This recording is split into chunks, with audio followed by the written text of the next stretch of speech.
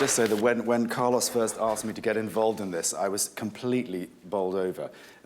You've seen his enthusiasm, and I just knew that it was going to be something quite exceptional to work with him on this piece. And in beginning the work with him, I just had to try and do a bit of investigating as to Minkus and his work generally. And I found that actually any investigation I led off into, it ended up being rather puzzling. The Russians claim him as Leon Fedorovich Minkus, and the French claim him as Leon Andrei Minkus. Musically, we're all a bit unkind about Minkus. I mean, he wasn't Tchaikovsky. There's no, you know, he definitely wasn't. But his music does have a natural sort of enthusiasm, and that was what appealed to me when I first started looking at it. It also fits his subject matter perfectly, which is really surprising, because I'm going to tell you about that rather haphazard way in which he actually composed. To put him in his timeline, he was born in 1826, and he was most active as a composer during the 1860s, 70s, and 80s.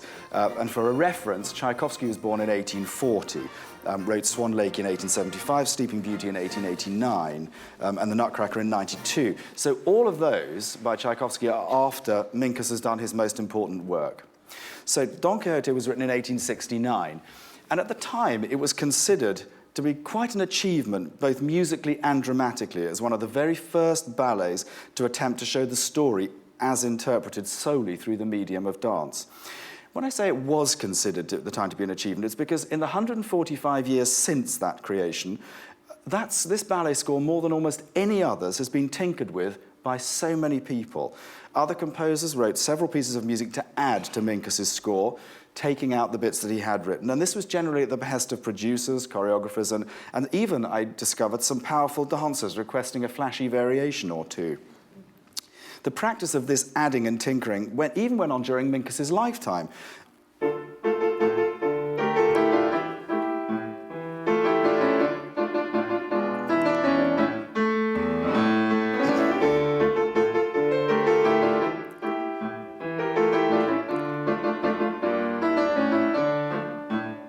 It's a very memorable tune. I mean, everybody knows it, but it's not by Minkus. It's by Anton Simon, who was a French composer. He actually wrote it in 1890, so there's some chance that Minkus may have known of it, but it certainly wasn't written for ballet. In fact, it's taken from one of his salon pieces for violin and piano, and it was added to the ballet in 1923. And here's another favorite, The Queen of the Dryads.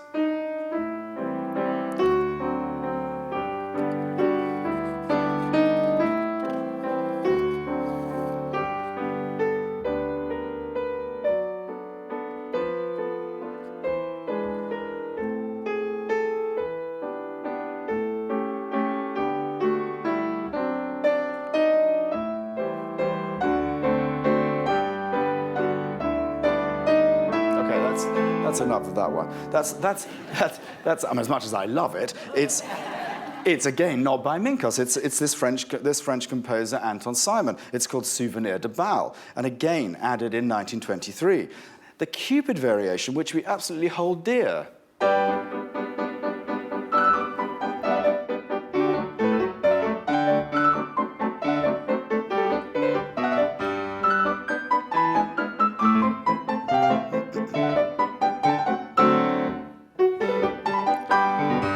That one's not even by a composer. This is a mere conductor. Alexei Papkov, who was the conductor, one of the conductors of the ballet. So you might be wondering, well, what actually is by Minkus? Well, the Prologue, for instance, which represents the dream.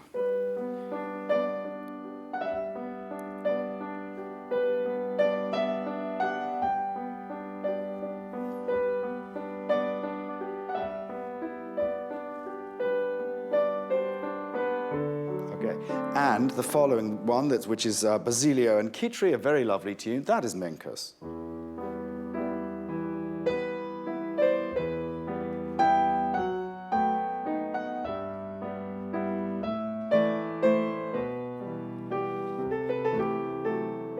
And the little bit that follows that, where everybody joins in.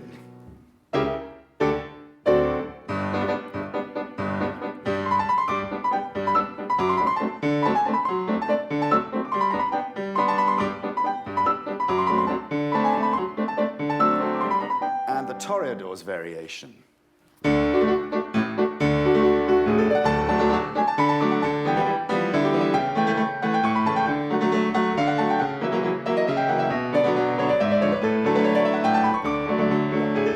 literally had hundreds of tunes that he'd written previously. And he would turn up on the first day of rehearsals with a trunk full of them. And somebody, Petipa, would say, listen, I've got this scene going on. There are two peasants and a lord turns up. What do you got? Well, I think I've got this piece here. He'd bring it out of the trunk. Would this minuet do?